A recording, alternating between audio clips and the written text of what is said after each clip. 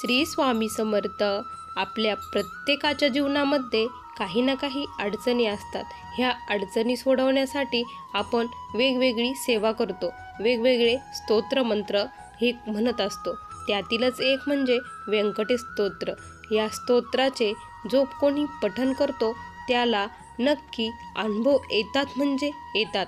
आपण ज्या काही इच्छेसाठी, जी फलप्राप्ती करण्यासाठी हे व्यंकटेश स्तोत्र वाचतो त्याची ही प्राप्ती आपल्याला होत असते. त्याचबरोबर हे स्तोत्र मध्यरात्री वाचायचे असते, त्यामुळे याची खूप भयानक अशी भीती वाटत असते. त्याच वेळेस जे निगेटिव्ह शक्ती असते, निगेटिव्ह वातावरण असतं, ते आपल्याला ही सेवा करण्यापासून थांबवत असतं. त्यामुळे कित्येक जणांना याचे खूप भयानक असे अनुभव आत्तापर्यंत आलेले आहे. याचा इतिहास आहे. त्याला जो अनुभव आला तो आपल्याला येईल असे नाही, त्यांच्यापेक्षा वेगळा अनुभव हा आपला असतो. आपण आज असाच ह्या ताईंचा एक भयानक आलेला अनुभव बघणार आहोत. या अनुभव ऐकल्यानंतर प्रत्येकाच्या मनात ही भीती वाटणार आहे. चला तर मग ताईंच्या शब्दामध्ये अनुभवाला सुरुवात करूया. तत्पूर्वी तुम्ही जर चॅनलवरती नवीन असाल तर चॅनलला सबस्क्राईब करायला विसरू नका. ताई म्हणतात, माझे नाव प्राजक्ता. आज मी तुम्हाला माझ्या आयुष्यातील व्यंकटेश स्तोत्र पठण करताना मला जो अनुभव आला आहे तो सांगणार आहे. माझ्या आयुष्यात असे खूप असंख्य अनुभव आहे, पण त्यातील मला भीती वाटलेला आणि खूप प्रभावशाली असलेला आणि माझी जी इच्छा होती ती पूर्ण केलेला अनुभव आज मी तुम्हाला सांगणार आहे. ताई म्हणतात की मी अनुष्ठान करण्याचे ठरवले. मी यूट्यूबवरती बघितलं, कारण आमची आर्थिक परिस्थिती ही खूप हलाखीची झाली होती. ती सुधारण्यासाठी माझ्या मनात आलं की आपण एकदा हे पारायण, हे अनुष्ठान करून बघूया. सर्वजण म्हणताय एवढा अनुभव येतो, एवढी प्रचिती आहे, तर आपणही करून बघूया असे मनात आले. त्यानंतर मी त्याच्याविषयी सर्व माहिती घेतली. हे अनुष्ठान कसे करावे, किती दिवस करावे, किती वाचावे याची सर्व माहिती मी घेतली. त्यानंतर मी अनुष्ठानाला सुरुवात केली. पहिल्या दिवशी माझं अनुष्ठान हे खूप छान झालं. मी रात्री 12च्या अगोदर उठून आंघोळ करून अनुष्ठानाला बसली. 21 आवर्तने घेतली. खूप छान वाटलं आणि काही अनुभव असा आला नाही पहिल्या दिवशी. पण दुसऱ्या दिवशी मला अचानक अशी हे झालं, अंग भरून आलं, काही करू वाटत नव्हतं. पण तरी मी उठली आणि आंघोळ केली आणि आंघोळ केल्यानंतर देवघर हे फुलांनी सजवलं. त्यानंतर अगरबत्ती, दिवा चालू केला. व्यंकटेश महाराजांचा फोटोचीही स्थापना केली होती. थोडा वेळ होता, 10-15 मिनिट वेळ होता, त्यामुळं मी दुसऱ्या रूममध्ये गेली आणि 12ला 2 मिनिट कमी असताना मी देवघरात गेली. तर तिथे गेली तर ते दृश्य पाहून माझ्या पायाखालची जमीनच हादरली. काय झालं तर मी जे फोटो स्थापन केला होता तो त्याच्या जागी नव्हताच, दुसरीकडे सरकला होता, पण दिवा मात्र चालू होता. हे असं का झालं मला काही कळालं नाही. असं का बरं झालं आहे. त्यानंतर मी अनुष्ठान करण्यासाठी बसावं म्हणून पुस्तक शोधू लागले, पण मला ते पुस्तक कुठेही सापडत नव्हतं. कारण मी काल ज्या ठिकाणी ठेवलं होतं त्याच ठिकाणी मी खूप शोधत होते, पण ते मला सापडलंच नाही. म्हणजे मी खूप दुसरीकडे पण बघितलं, मला सापडलंच नाही. पण मला काय करावं लागलं तर मला मोबाईलमध्ये सेवा बघून करावी लागली, कारण दुसरा माझ्याकडे पर्यायच नव्हता. कारण 12ही वाजून चालले होते. असं का झालं काय मला काही कळालंच नाही. मी तशीच ती सेवा केली त्या दिवशी. दुसऱ्या दिवशी आमच्या कामवाल्या मावशी घरी आल्या. त्यांना मी असं सांगितलं की माझं बुक सापडत नाही आहे. त्यावेळेस त्यांनी शोधलं तर ते बुक जिथं मी ठेवलं होतं, रात्री जिथं शोधत होते तिथंच त्यांना ते सापडलं. पण मला का नाही सापडलं हे मला काही कळालंच नाही. मला खूप आश्चर्य वाटलं, धक्काच बसल्यासारखं झालं. पण म्हटलं ठीक आहे चला.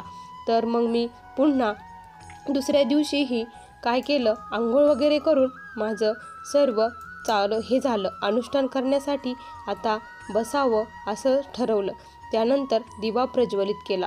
पण अचानकच दिवा विझला. असं दिवा का बरं विझला? मनात खूप भीती वाटली. दिवा कसं काय विझला? त्यानंतर काय झालं, माझे 2-3 आवर्तन चालू झाले. आवर्तन चालू झाल्याबरोबर खिडकी जी होती तिचा आवाज येऊ लागला. टक टक टक टक असा आवाज येऊ लागला. मनात खूप भीती वाटली. खूप घाबरली मी. पण मी मागे वळून बघितलं नाही. मनात खूप भीती वाटत होती. तरी पण मी वाचन चालूच ठेवलं. जेव्हा एक आवर्तन होईल तेव्हा खिडकीचा असा आवाज येऊ लागला. कोणीतरी असं जणू काय मला बोलवत आहे. हे करू नको असं सांगत आहे. वारंवार म्हणत आहे. माझं लक्ष केंद्रित होऊ नये याचं ते हे करत होतं. पण मी खूप घाबरली होती. घामाने पूर्ण ओली चिंब झाली होती. त्यानंतर असंच माझं चालू होतं. पूर्ण अनुष्ठान होईपर्यंत हीच क्रिया कंटिन्यू चालू होती. ज्यावेळेस शेवटचं 21वे आवर्तन चालू झालं, मी ते खूप मोठ्या आवाजामध्ये म्हणावं असं ठरवलं आणि ते खूप एका तालासुरात लयबद्ध पद्धतीने मी चालू केलं. त्यावेळेस आवाज इतका तीव्र झाला ना की काय करावं काही सुचेना. घरातले सर्वजण झोपले होते. मी एकटीच जागी होती. मला भीतीत वाटत होती, पण स्वामी माझ्यासोबत आहे हेही मला माहीत होतं. मी स्वामींना सांगितलं होतं की स्वामी, जे काही असेल ते तुम्ही बघून घ्या, पण हे माझ्याकडून पूर्ण करून घ्यावं असं मी त्यांना विनंती केली होती. आणि स्वामींनी ते पूर्ण करून घेतलं. आणि ज्या इच्छेसाठी मी हे पारायण केलं होतं ती इच्छा माझी 3ऱ्या दिवशी पूर्ण झाली. आणि असं का बरं घडलं, दिवा का विझला, पुस्तक का बरं हरवलं आणि आवाज, हे मला आत्तापर्यंतही कळलं नाही. तुम्हाला जर काही असं वाटत असेल की हे का झालं तर नक्की मला पण सांगा. बघा, असा माझा छोटासा अनुभव होता, पण खूप छान होता.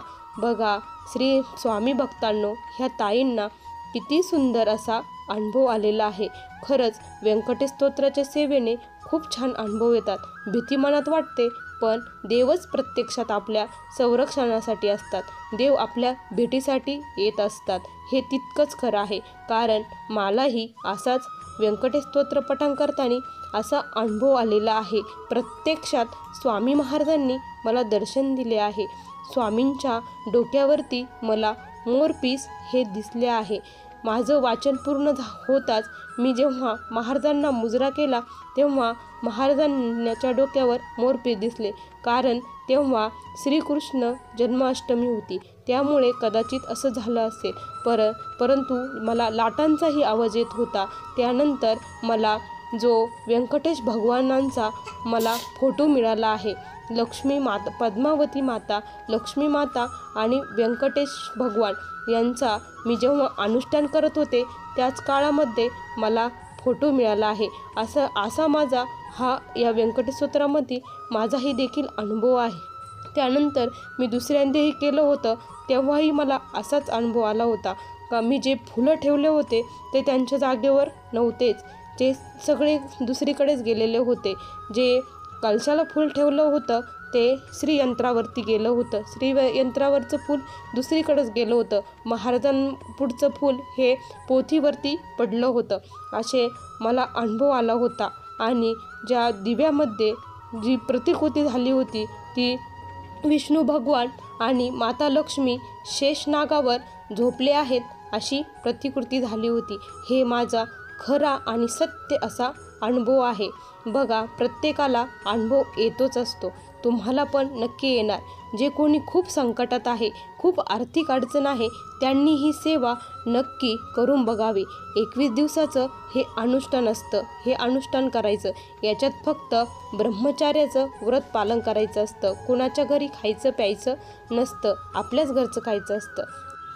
तुम्हाला आजचा अनुभव कसा वाटला नक्की सांगा.